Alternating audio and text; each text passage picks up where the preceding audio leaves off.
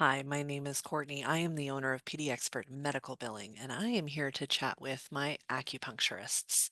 One of the things that I've noticed about a lot of my acupuncture clients is that they come out of schooling with an understanding of how to bill for their services in a time-based model.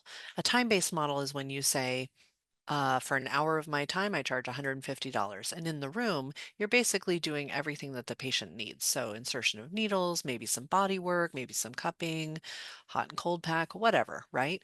In that hour, you are providing treatment for the patient that that patient needs. And at the end of that treatment, they pay $150 and they're on their way.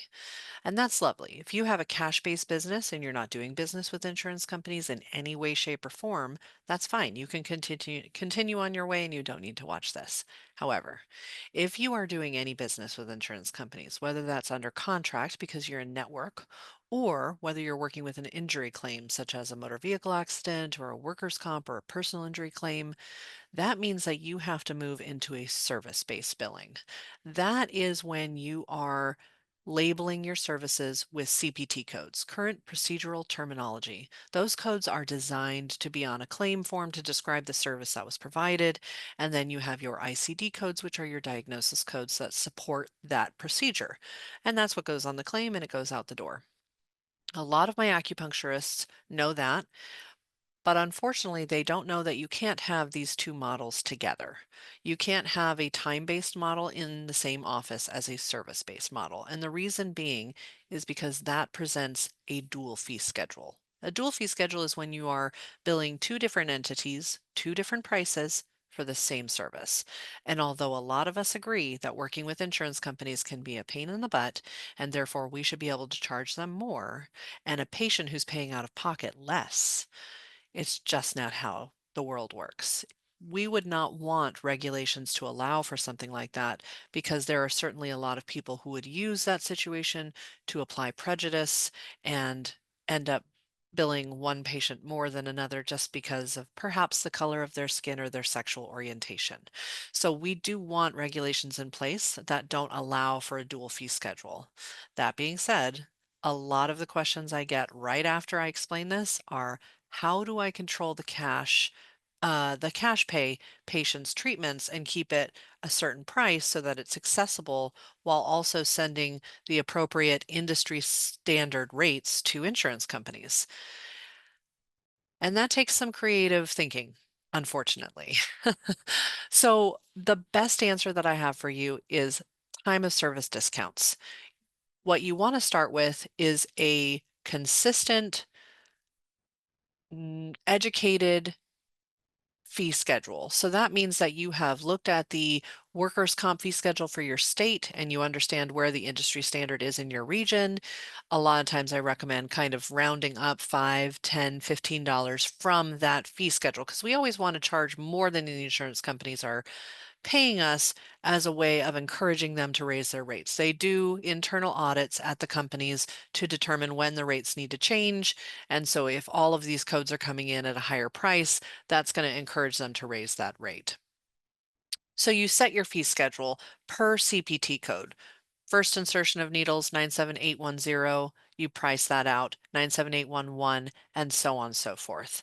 Then you apply a modest 10, 20% discount to those services when a patient is a cash pay, out of pocket, whatever you want to call it. They're paying in full at the time of service. That is a crucial detail because if they walk out the door and it becomes the next day, they no longer get that discount. Otherwise, you would have to offer that same discount to the insurance companies, and they will ask for that discount if they find out that you're offering it. My answer to that is always great. Give me the corporate credit card. I will charge that credit card in full at the time of service, and you will get access to that discount. They're definitely not going to do that.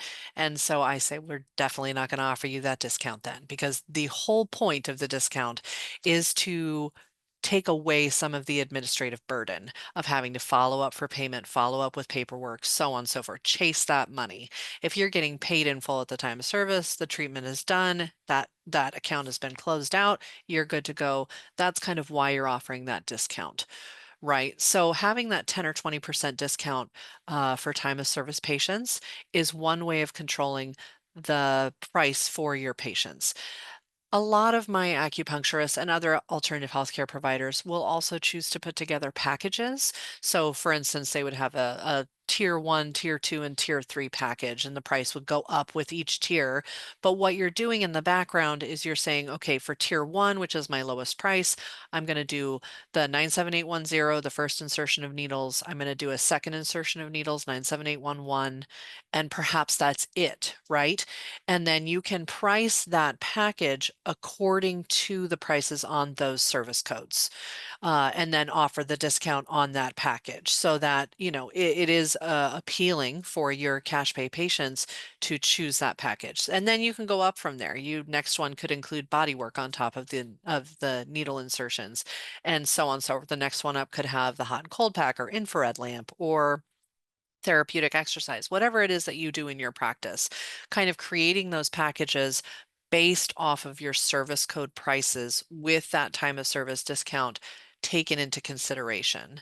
One of the reasons that you would do that, because I often will hear somebody, well, I just label it a treatment. So it's just labeled this. And so if somebody were to come along and say that I'm charging two different prices, I'm not, because this is just labeled a treatment and I'm not using CPT codes. It's true that you're not required to use CPT codes with a cash pay patient. CPT codes were created for the use of billing insurance. So if you're not billing an insurance company, you don't necessarily have to use them. That being said, if the state or an insurance company comes in and does an audit, they're going to look at your chart notes. And if they determine that you are indeed rendering the same service, but billing two different prices for it, that's the same thing. It's still dual fee schedule. So my recommendation to my acupuncturists and all of my alternative healthcare providers is to set your fee schedule per CPT code and use them with everybody. Just make it consistent across the board. It's easier to keep track of, and then you don't have to worry about learning all of your own rules like, oh, we give this amount of discount and here, and we give this amount of discount there. You really do want to just keep it consistent. You don't want to have different levels of discount, whether they're a veteran or a student or a first responder. You can't have different levels of discount because that still falls under that prejudice. So you would need to say 20% across the board. Everybody has access to that discount if they're paying in full at the time of service. Also, with patients that are going to be given a super bill and they're going to pursue their insurance company for reimbursement, you want to make sure that your charges have the same billed amount that they would if you were submitting a claim. So a lot of times my clients, for ease of use, will load another fee schedule into their system.